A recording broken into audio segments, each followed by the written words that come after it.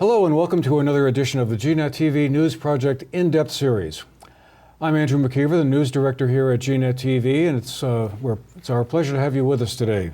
Today is Wednesday, October 11th, and we're also glad to have with us a very special guest here in the studio, Governor Phil Scott. Welcome back to GNet, Governor. Well, thanks for having me back. It's good to have you here. Lots been going on, as always, up in Montpelier and elsewhere around the state, but I understand today you're down here in our neck of the woods to visit a few local businesses and cut a few ribbons here and there, and also help launch the ITV Fest, which is starting today. Yeah, there's a lot going on in the Manchester area, Bennington County in particular, and it's good to be back. Well, I want to talk about the ITV Fest in a little bit, but I thought just to get us started today, I was wondering if I could ask you sort of a big picture question. Last year when you were running for governor, you emphasized the idea of making Vermont affordable. Affordability for ordinary Vermonters was a central theme of your campaign last year. And I guess I was wondering, 10 months into your administration now, how do you see that effort going? And what are the big stumbling blocks that remain? Well, I still feel the same way, obviously. It's still a challenge for us here in the state of Vermont, but there's a lot of opportunity as well. My first day in office, I enacted an executive order that directed my administration to take a look at three guiding principles.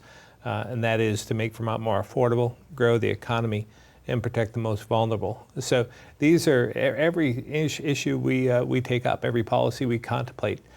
We look at it through the lens of these three very simple principles, and I think it lends itself well to the conversation and what we need to do in order to work our way out of the situation we find ourselves in. We have our challenges are our demographics, our stagnant population, 625,000 people.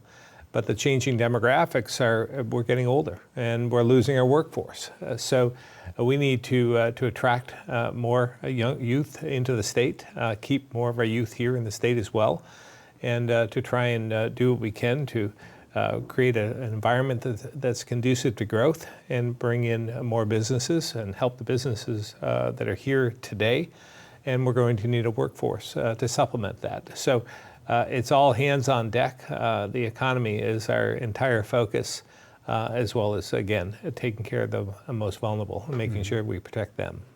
Well, I was wondering, last week we learned that there may be a slight uptick in the education tax rate looming, 8 to 9 cents is the range I've seen, due to, I guess, a projected $50 million gap in the education fund, perhaps might rising as high as $80 million.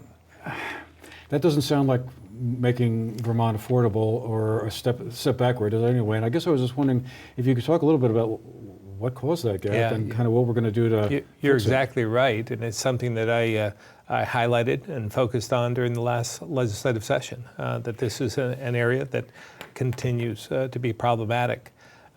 Let's look back a little bit about where we are at this point. 20 years ago, we had 20,000 more students in our K-12 education system than we do today. There's 86,000, approximately 86,000 today. There was 106,000 20 years ago. But our spending continues to rise. We're spending $1.6 billion to educate those 86,000 students. When you think about that, that's almost a third of our entire budget is spent on education. And most of that is derived through property taxes. So we need to look at our spending. It's a tough conversation to have. Act 46 has been something that, well, it wasn't something that I would have created in of itself. It was a way to start the conversation, and that conversation is ongoing. And that's why last year, during the legislative session, I had a couple of initiatives. One right out of the box was with my budget, where I asked for a freeze of school budgets across the state, and to change the date in which we would vote on that.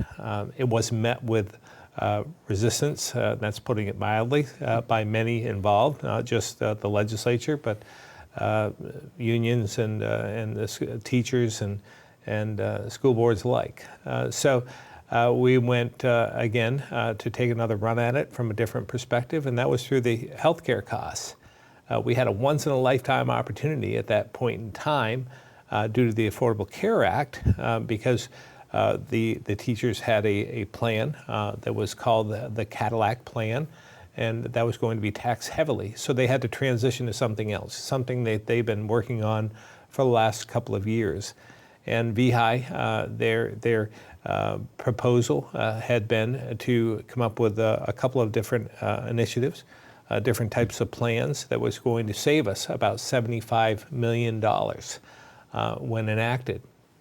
To make the teachers whole, I thought if we took 50 million of that and made sure everyone didn't pay any more and had the same level of benefits as they previously had, and save that 25 million, we could utilize that to fill the gap in terms of what we're spending today.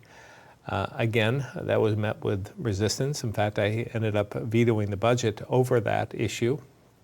And but at the same time, after vetoing, I said we weren't going to leave Vermonters without a budget come July 1, and that we were going to come to some sort of conclusion and compromise, and that we did. But it's still an issue. We have another opportunity because in the compromise, we're going to try and save about $13 million over 2 years. But at the same time, we're going to open back up the contracts, and we have this other commission that is taking a look at whether we should have a statewide health care contract so that everyone has the same type of insurance, so there's no inequities across the board, different percentages of paying in to their portion of the healthcare costs is something that's been a problem throughout Vermont as well. Even today, we had suggested an 80-20 split, much like our public employees that pay 20% at this point in time.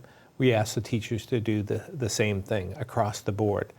So again, when we see some of these contracts settling, we're seeing that it's not 20% in every case. Sometimes it's 15, 16, 17%. And as well, the type of healthcare plan, whether it's an HSA or an HRA. We thought the HSA plan provided the best opportunity for savings.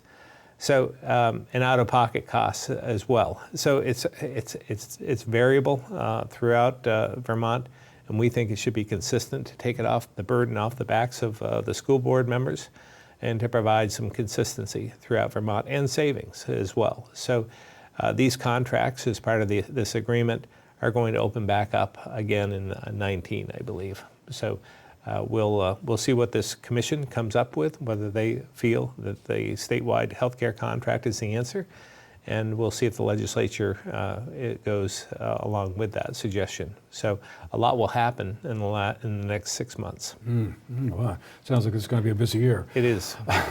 Meanwhile, I also see that you've asked all your state agencies and departments to level fund their budgets. Is that a realistic possibility to think that we could actually cap spending at 2016 levels? Look, we passed a budget last year that did not raise taxes and fees. And we also faced a shortfall when I came into office, a revenue shortfall. So anything is possible. Is it going to be difficult? Absolutely. But we need to go through this exercise. We need to be accountable. We can't spend more than we're taking in. I believe the affordability issue that I've been talked about during the campaign is real. And I think that that's a stumbling block for us in our economic recovery. So when I find myself in a hole, I usually stop digging. And I believe we're in a hole right now.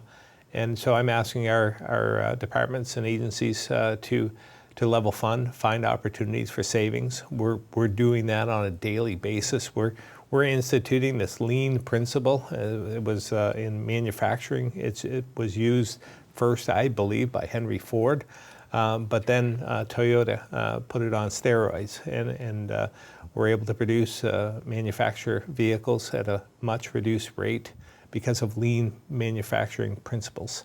And these lean manufacturing principles can be utilized in state government as well. So we're doing that. We're training our employees, we're listening to them, asking them for suggestions, and empowering them to come to the table, bring solutions, so that we can have a more efficient process and give Vermonters the service that they require and need and deserve. So I think we have a lot of good things happening at this point, but again, it's going to be difficult. But it may be our only choice in some respects. Meanwhile, on the other end of the budgetary spectrum, are you still concerned that there may be possible cutbacks from the federal level that trickle down to Vermont? I mean, the state is fairly reliant on federal money coming in, and while I'm not aware of any immediate proposals to kind of do some of the draconian cuts that were under discussion earlier this year, is that still a source of concern? Well, obviously it's a concern for us as a state. About half of our budget is derived with federal funding and reliant on federal funding. So any slight change in federal funding could have a drastic effect on Vermont because of that reliance. So we are watching, we are engaged, we are working with our federal delegation. We have a strong congressional delegation with Congressman Welch and Senator Sanders and Senator Leahy. And Senator Leahy is key, I think, because of his seniority and I think he's the number 2 on appropriations now. So we are working with him to make sure that we don't find ourselves in a position where we're cutting services to Vermonters in draconian ways. Let me pivot to one other question that has received a lot of attention over the last couple of years, and it's one that I would have thought will put some additional pressure on the budget, and that's the whole question around the opioid treatment situation. As you well know, the opioid situation here in Vermont is perhaps not as bad as it is in some other states, but it's still pretty serious. And one of the remedies I keep hearing about that we need more of here is additional treatment services, beds and facilities. And I guess the Tropical Storm Irene, when it knocked out the state hospital in Waterbury, kind of really, caused a hole that has yet to be fully plugged. I guess I'm just wondering if we're to create additional treatment facilities, that's going to cost some money, is it not? And how does that impact the budget? Or will that be federal money? Again, we're actually doing this as we speak. We've been able to accomplish more treatment facilities for Vermonters in need and in crisis. I want to give credit where credit's due. Then Governor Shumlin had highlighted this issue that said that this was something we should be paying attention to in his State of the State address. And that raised some eyebrows along the way, mine included, but he was right. And it was something that we're all facing. And if you don't feel as though it affects you in some way, you're just not aware of it, because it affects each and every one of us. It affects our families, our friends, and the ripple effect across our economy is dramatic. So we've been taking this seriously as well. Had formed an opioid commission, council, and we put a director in place, Jolinda LeClaire, who was with Jeffords previously and with previous administrations as well in different capacities. But she's been able to work with the Agency of Human Services, and under the guidance of many throughout state government, we've been able, in the hub and spoke model that was put in place even during the Douglas administration, the Blueprint for Health, this was all being established. But we've been able to utilize this treatment process, and with the opening of a new facility in St. Albans at Northwestern Medical Center, we've now turned the corner in terms of the waiting lines for treatment. I announced about 2 or 3 weeks ago, we now have the capacity statewide to take care of all those who have come forward seeking treatment. So we don't have a waiting line in some respects from a broad standpoint. Now there are pockets where we don't have the spokes that we need, the treatment areas that we need, but we're filling those on a day-to-day basis. So globally, from a footprint of the entire state, we have fulfilled our need in terms of treatment, and this is good news. I don't think any other state in the country has been able to say that.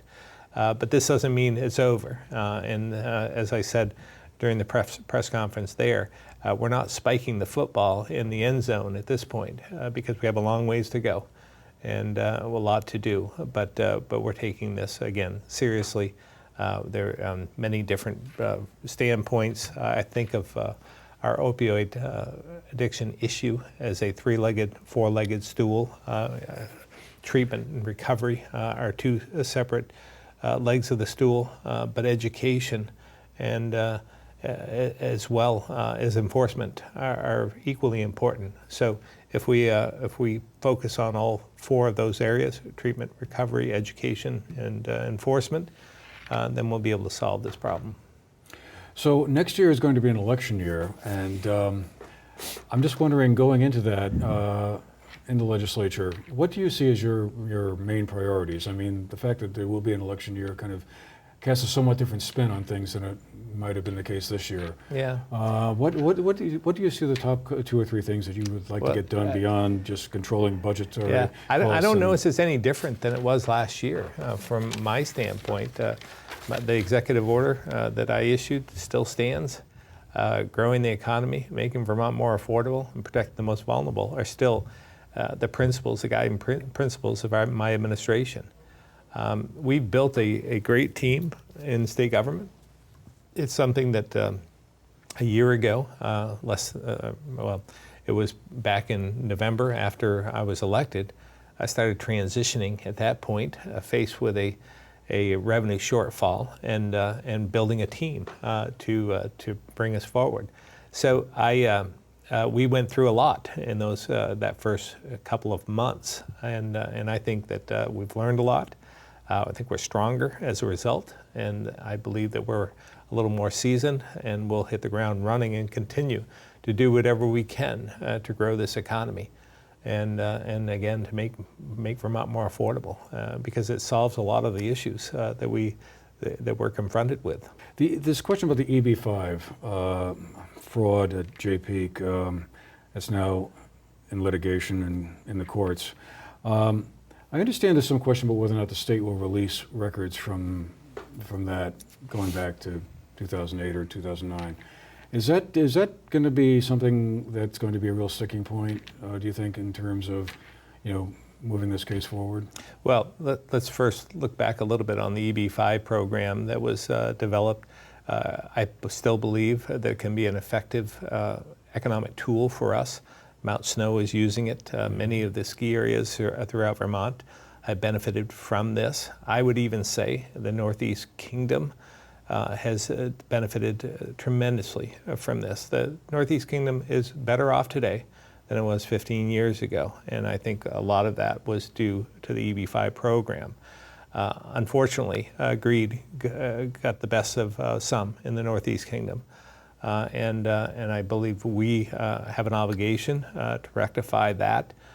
We're prosecuting at this point the Attorney General, previous Attorney General. Now, just to set the stage, both T.J. Donovan and myself inherited these issues from previous administrations. So we are following through and trying to do whatever we can to prosecute in those two cases.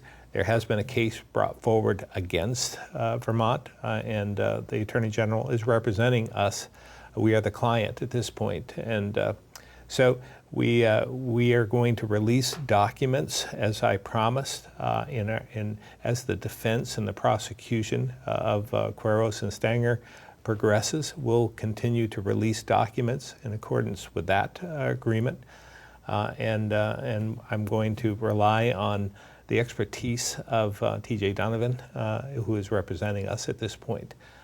So I believe transparency is best, but we don't want to affect the case that is being both prosecuted and defended on a state basis either. So I'll rely on their expertise in moving forward. Okay.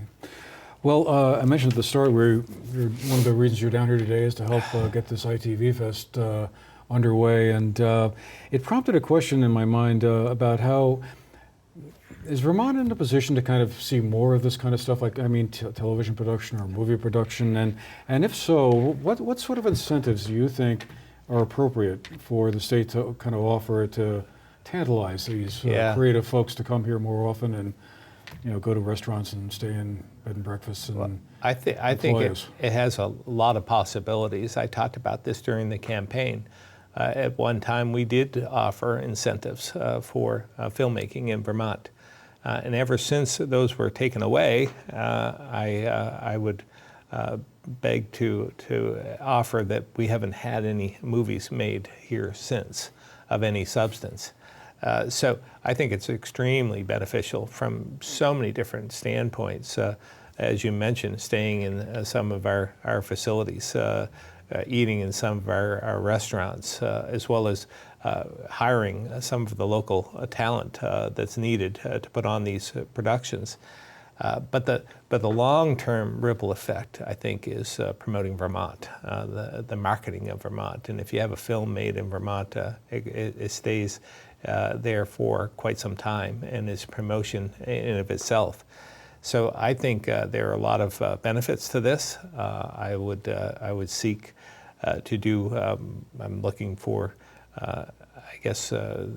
looking at the expertise of those involved as to what it would take to incentivize those companies to come to Vermont and to have some more films made here. So I think it's extremely beneficial and exciting for this region and all areas of Vermont as well. Well, it certainly seems like they've taken over Manchester in this area, or will be for the next 4 days. I keep running into IDF stuff everywhere, so definitely going to be a big deal. Well, Governor, thank you very much for your time today. I really appreciate you making the time to. Well, thanks for having me in, and certainly my door is always open. Want to hear from our citizens about what we can do to help, again, those 3 initiatives: making Vermont more affordable, growing the economy, and protecting the most vulnerable. All right. Well, thanks again for stopping by. All right. Take care. And thanks all of you for being with us today. This has been the GNet TV News Project In Depth. I'm Andrew McKeever, the news director. Been a pleasure having you with us, and have a great day.